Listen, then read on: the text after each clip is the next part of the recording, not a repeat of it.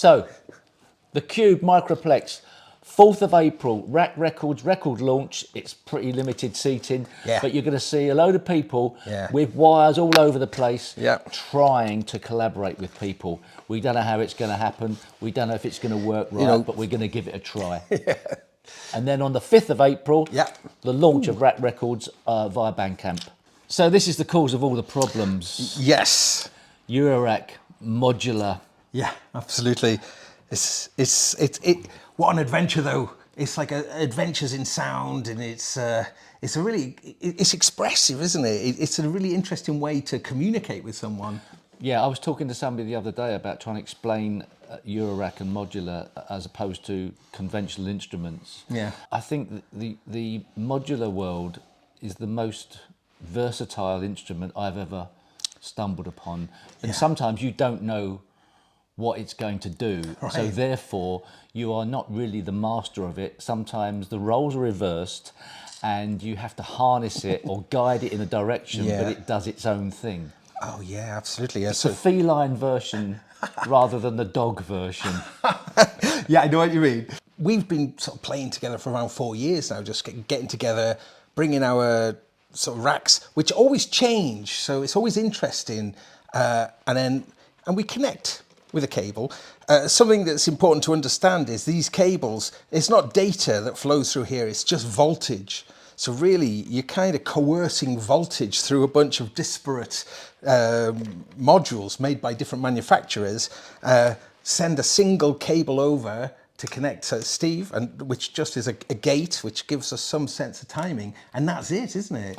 Yeah, and I think for the general public that come along to watch anybody play modular, they don't really need to know all of this stuff, other than the fact it looks amazing.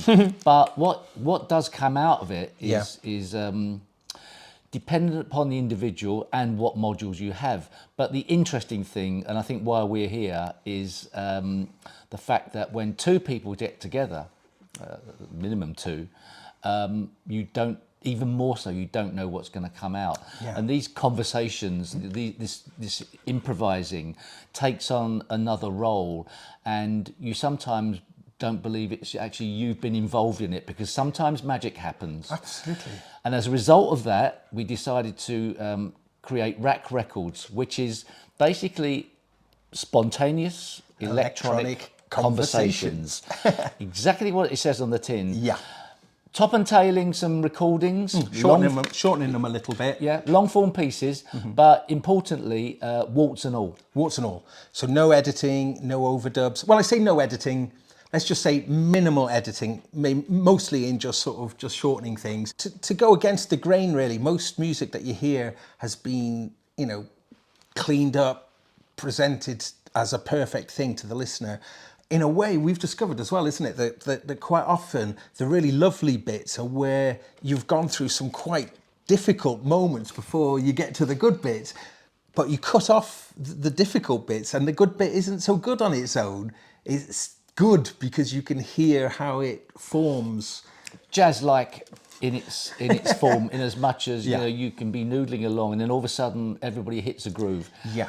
And that is why we've decided to have a record launch at the Cube Microplex on the 4th of April, putting people together that have never really played together and seeing what comes as a result of that. So we hopefully have 8 artists, and they're going to be overlapping each other in 2 lots of 4, 15 minutes at a time, 2 one-hour performances, and in that time every artist will play for 30 minutes, but with 2 other people. They're going to be randomly drawn out of a hat. There's going to be no time for anybody to really prepare anything, and we'd like you to, if you want to come along, to join us in that adventure that could fall flat on its face. It could. Or it could produce magic. Right.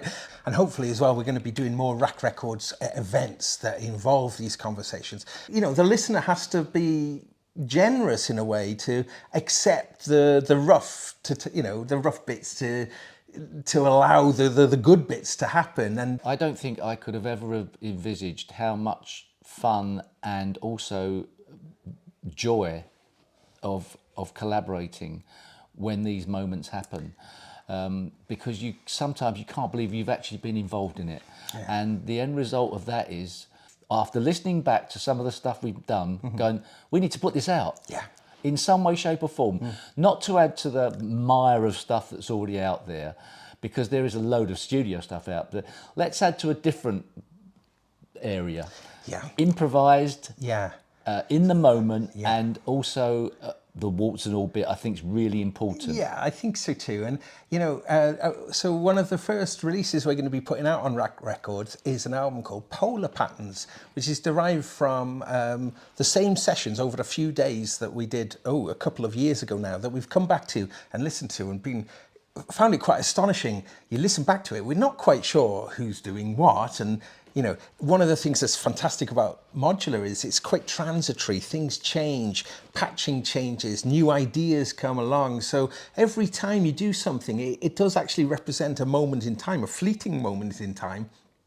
And this Polar Pattern certainly, I think, is a very good example of that. So that's one of the reasons why we want to lead Rack Records with that. And it's a challenging listen. We're definitely asking the listener, you know, to kind of come along with us. But I do think the rewards are there. It's just maybe not quite so obvious as it is with most music. Another release on day one, April the 5th, will be a gig we did at the Servants Jazz Quarters in London.